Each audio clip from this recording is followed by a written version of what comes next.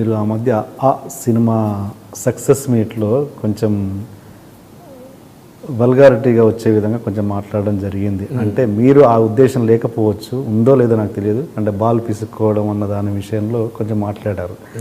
అంటే ఏంటంటే సామాజిక ఆర్టిస్ట్ అనగా కొంచెం సామాజిక బాధ్యత అన్నది ఉండాలి కదా, దాన్ని రకరకాలుగా వెళ్తుంది జనాల్లోకి, మీరు ఒక బాధ్యతాయుతంగా మాట్లాడాలి కదా పబ్లిక్ ఫంక్షన్స్లలో అన్నది నా ప్రశ్న. అది ఎంతవరకు ఏం జరిగింది, మీరు ఎంతవరకు రియలైజ్ అయ్యారు ఆ విషయంలో? నిజం సార్, బాగా రియలైజ్ అయ్యాను. అప్పుడు అలా మాట్లాడటం 100% నాదే తప్పు. వాడిన పదం చాలా రాంగ్. అంటే నేను ఇప్పుడు ఏది చెప్పినా కానీ కవర్ చేసుకోవడానికి చెప్పినట్టు అవుద్ది. ఆ బాలే కాదు, ఏ బాలన్నా పిసుకోవచ్చు అనేది తీసుకునే విధానం రాంగ్. అంటే సినిమాలో వాడిన గ్రీన్ నవ్వు బాలే కాదు, మన దగ్గరలో ఉన్న ఏ బాలన్న ఉద్దేశం నాది. అది ఇంకో రాంగ్ కంటెంట్ వెళ్ళింది. తప్పులేదు, నేను పేర్లు చెప్పకపోవటం కూడా నాది రాంగ్. ఎవరి గురించి ఎలా జరిగింది, దేని గురించి నేను అన్నాను అనేది కూడా చెప్పకపోవటం కూడా నా తప్పు. నేను అందరికీ సారీ కూడా చెప్పాను, ఒకసారి మళ్ళీ చెప్తున్నాను, ఆ విషయంలో పూర్తి తప్పు నాది. ఇంకోసారి అలా నాకు కూడా తెలిసి వచ్చింది ఇలా మాట్లాడాలి, ఇలా మాట్లాడకూడదని. నా వ్యవహారంలో కానీ, నేను మాట్లాడే విధానంలో కానీ మార్పు రావడానికి కారణం కూడా అదొకటి. 100% నాదే తప్పు. ఇంకోసారి అలాంటి తప్పు జరగకుండా చూసుకుంటాను. నా కెరీర్ మొత్తంలో ఏదన్నా ఒక బ్యాడ్ ఉందంటే అది కూడా ఎందుకు ఉండాలనేది మా ఇంట్లో వాళ్ళు చెప్పారు. కొన్ని ఉంటాయిరా పద్ధతి. అవును నిజమే.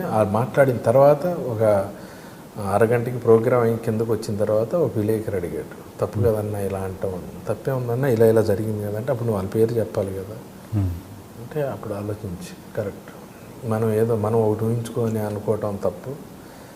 క్లారిటీ ఉండాలి.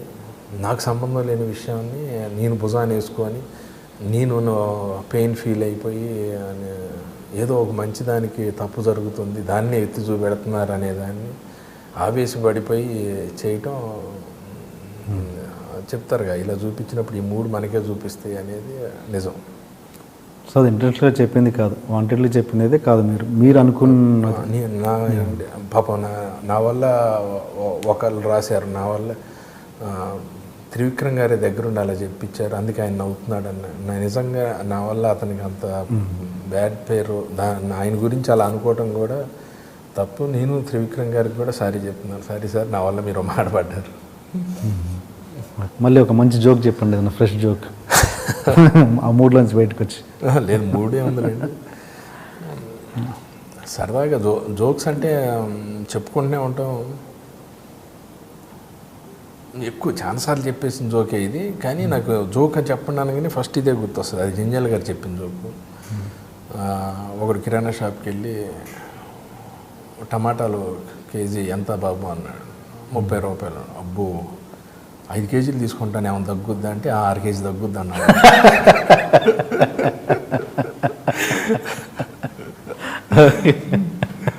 ఆయన ఎంత బాగుంటాయండి అలాంటి జోకులు, ఆయన చాలా బాగుంటాయి. సినిమాలో వచ్చింది జోక్ ఇది లేదు, జనరల్గా బయట ఆయన చెప్పిన జోకు దాన్ని చాలాసార్లు నేను స్టేజ్ మీద కూడా చెప్పాను, కానీ నాకు బాగా ఇష్టమైన జోకుల్లో అదొకటి బాగా ఇష్టమైన జోకు.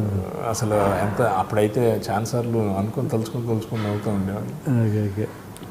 లొకేషన్లో కూడా బ్రహ్మానందం గారు కూడా అంత పెద్ద కమెడియన్ కదా, బయట జరిగేవన్నీ చెప్తూ ఉంటారు. మాకు ఏదైనా జోక్ జరిగితే వెంటనే ఇలా జరిగిందిరా అని ఆయన మీద ఉన్నా కానీ, ఓ రోజు పెద్ద ఆయన ఎంఎస్ గారు లేరు, ఇప్పుడు ఎంఎస్ గారు కూర్చొని ఉన్నారు, బ్రహ్మానందం గారు రెడీ అయ్యి వచ్చారు. ఆయన రాగానే నమస్తే అన్నయ్య అని చెప్పి ఇలా తిరిగి ఉన్నాడు ఇటువైపు. ఇక్కడున్న బ్రహ్మానందం గారు ఎలా ఉందిరా డ్రెస్సు అన్నాడు. అదిరిపోయింది అన్నయ్య. ఇటు చూడకుండా ఆన్సర్ అడి చెప్తున్నావు ఏందా, చూసిన అదే ఆన్సర్ అయినప్పుడు చూడటం ఎందుకన్నా తెలుసు, నాకు తెలుసా. ఇలాంటివి చాలా ఉన్నాయి అసలు. కృష్ణ భగవాన్ గారు వీళ్ళందరూ అద్భుతమైంది సార్. అసలు మంచి ప్రపంచం. ఒక 6 ఆర్టిస్టులు, ఈవి గారు లేకపోవడం వల్ల కూడా ఆ కోఆర్డినేషన్ అది మిస్ అవుతుంది సార్. ఆయన సినిమాలో ఇంతమంది కంపల్సరీ ఉండేవాళ్ళు, కూర్చొని పిక్నిక్ లా జరిగేది. ఇప్పుడు మీరంతా పాత సీనియర్ ఆర్టిస్ట్ తోటి చాలా కాంబినేషన్ చేశారు కదా, అప్పుడు ఆవుతి ప్రసాద్ కావచ్చు, ఎంఎస్ నారాయణ కావచ్చు, చాలామంది ధర్మవర సుబ్రహ్మణ్యం. ఇప్పుడు ఆ లోటు తెలుస్తుందా ఏమన్నా? 100% ఇప్పుడు అంత కొత్త జనరేషన్తో కలిసి చేస్తున్నారు. ఎట్లా తేడా ఏంటి ఇది? ఆల్రెడీ ధర్మవరపు గారు అంటే ఒక ఇమేజ్ ఆడియన్స్ మా ముద్దరు పడిపోయింది మనసులో. ఆయన క్యారెక్టర్ చేస్తున్నాడంటే ఆయన ఈ అటకారం ఉంటుంది ఆయనలో, ఆయన మాట్లాడే విధానం అబ్బో అబ్బో అని చెప్పి ఇట్లాంటి ఆయన ఆనందో బ్రహ్మ కావచ్చు. సార్ మంచి విషయం గుర్తొచ్చింది, ఆనందో బ్రహ్మ అంటే గుర్తొచ్చింది. ఏంటంటే ఒకసారి ధర్మవరపు గారు ఈటీవీకి జోక్స్ చేసిస్తున్నారు. ఈటీవీ అనగానే నేను చెప్పాను, సార్ ఒక జోక్ చెప్తాను సార్ అని. చెప్పండి అన్నారు. ఇద్దరు దొంగలు వచ్చి సుబ్బారావు అని బౌర్డు ఏదో ఉంటుంది, డోర్ కొడితే ఆవిడ ఓపెన్ చేస్తుంది. సుబ్బారావు గారు ఉన్నారంటే లేడంటే లేడా మరి రమ్మన్నాడే అనగానే డే గీ అంటున్నారంటే ఆయన ఫ్రెండ్స్ ఏమో అని రండి కూర్చోండి, మంచినీళ్ళు తాగుతారా టీ తాగుతారంటే కాఫీ తాగుతామండి, బాగా స్ట్రాంగ్గా పెట్టండి. వాడు చెప్పాడు 2-3 సార్లు మా ఆవిడ కాఫీ బాగా పెట్టుద్దిరా అని అన్నారంటే ఏదో చెప్పుకుంటాడులే. ఆవిడ వెళ్ళి కాఫీ పెడతామంటే వీళ్ళు టకాటకా సంచులు తీసి దొరికిన సామాన్ అంతా వేస్తా భుజాన్ని వేసుకొని వెళ్ళిపోతుంటే ఈ టీవీ మీ టీవీ అని వస్తుంది. అవునారా అని చెప్పి టీవీ కూడా వేసుకొని వెళ్ళిపోతాం. బాగా ఏం చేసి చాలా బాగుందాయా నేను పెట్టుకుంటున్నాను అన్నయ్య నాకు యాక్షన్ ఇస్తాడు అనుకోండి. ఆయన ఆనంద చేశారు. ఇది సినిమాలోది కదా, సినిమాలో ఫస్ట్ అక్కడ వచ్చిందా? ఆయన చేసి సినిమాలో రాలేదు. అవునా, ఈ జోక్ చూసాను. అది యాక్చువల్గా ఆ జోకు మన ధర్మవరపు గారికి చెప్పడం, ఆయన పెట్టడం. అదే ఆయన సినిమా, ఆయనదే సినిమాలో కాదు, సినిమాలో కాదు, ఆయన షూట్ చేసిన ఈటీవీకి చేసిన వాటిల్లో. Okay okay okay. అలాంటి ఆర్టిస్టులు అంటే వాళ్ళను ఒక ఇమేజ్ ఉన్న ఆర్టిస్టులు మళ్ళీ ఆ ఇమేజ్తో చేయాలంటే కష్టం కదా సార్. ఏమైనా వాళ్ళు చేసే క్యారెక్టర్లు కొన్ని మిస్ అవుతున్నాం మనం. మళ్ళీ ఆ రేంజ్ ఆ మెయింటైన్ చేసేది దొరకట్లేదు ప్రస్తుతానికి. మనకి ఆ ఏజ్ గ్రూప్ అంతా తక్కువ అయిపోయారు సార్. అలాంటి క్యారెక్టర్లు పుట్టట్లేదు, ఉన్నోళ్ళతోనే రుద్దుతూ ఉన్నాం మనం. యంగ్ కమిడియన్స్ చాలా మంది వచ్చారు, ఓ టీవీ షో ద్వారా అయితేనేమి, దాని ద్వారా చాలా మంది యంగ్ కమిడియన్స్ వచ్చారు. శ్రీనివాస్ రెడ్డి ఎక్కువ డబ్బులు అడిగితే ఇంకొని పెట్టుకుంటున్నారు. ఇంకోటి ఏజ్ గ్రూప్, ఆ ఏజ్ గ్రూప్ వాడు ఎంత అడిగితే అంత ఇవ్వాలి తప్పదు, ఎందుకంటే మనకి రిక్వైర్మెంట్ తక్కువ ఉందట. దీని మీద మీ ఒపీనియన్ ఏంటి అసలు? అంటే ఇప్పుడు చాలా కాంపిటీషన్ అనేది విపరీతంగా పెరిగిపోయింది, ముఖ్యంగా ఆర్టిస్టులలో. అంటే ఇప్పుడు సపోజ్ ₹1,00,000 ఇచ్చే ఆర్టిస్ట్ అతను ఎంత ఇమేజ్ ఉన్నా కూడా అతను ఎందుకు తీసుకోవాలి, ఇవాళ వచ్చిన జబర్దస్త్ ఆర్టిస్ట్ని పెట్టేయాలి అన్నది, ఇది ఎటువంటి ఇండికేషన్స్ ఇస్తుంది ఇండస్ట్రీలో? అంటే ఆర్టిస్టుల పరంగా అరే తగ్గించుకోవాలా, లేకపోతే రెమ్యునరేషన్, లేదా అలాగే కూర్చొని ఉండాలా, ఇలా? అదే సార్, మనకి తప్పదంటే రెమ్యునరేషన్ తగ్గించుకోవాలి సార్. ఇతనే కావాలి అనేటట్టు చేసుకోవాలి సార్.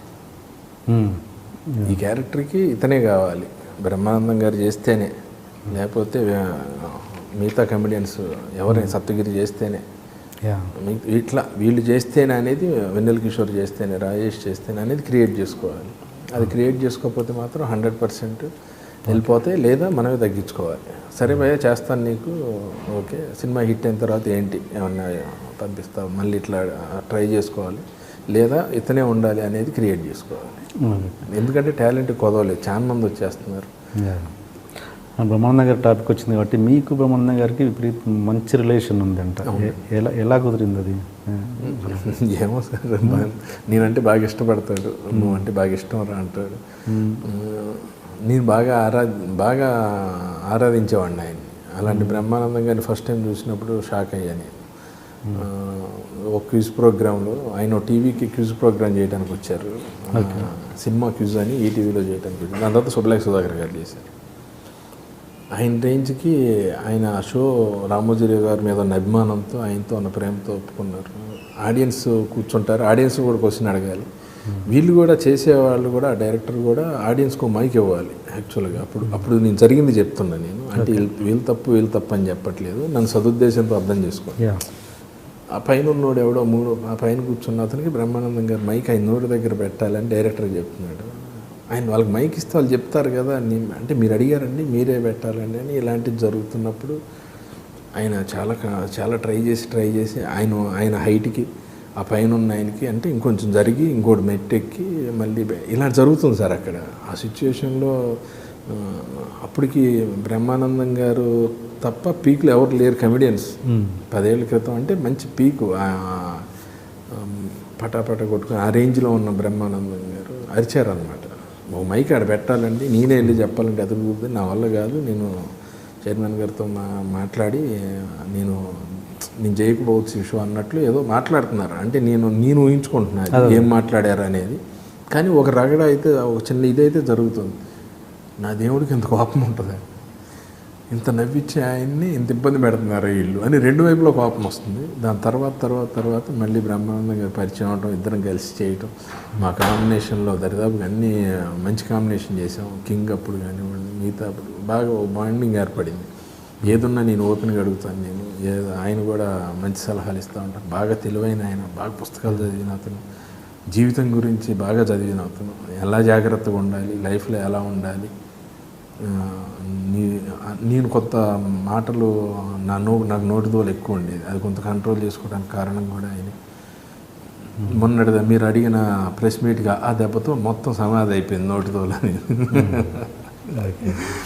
అట్లా మంచి బాండింగ్. ఆయన ఎప్పుడు ఫోన్ చేసినా వెంటనే లిఫ్ట్ చేస్తారు. ఈరోజు జనరల్గా మొన్న 23వ తారీఖు ప్రీమియర్ జరుగుతున్నప్పుడు మార్నింగ్ ఆల్ ది బెస్ట్, మీకు అంత మంచి జరుగుద్దురా అని చెప్పి, నువ్వు గ్యారెంటీ హిట్ పడతావు, మనందరం కలిసి రిలీజ్ తర్వాత షో చూద్దాం కమెడియన్స్ అందరం కలిసి అన్నారు. సరే గురుగారు అని చెప్పాను. గురుగారు అని పిలుస్తాను. నన్ను నాకు కొడుకురా అంటూ ఉంటారు. మంచి రిలేషన్.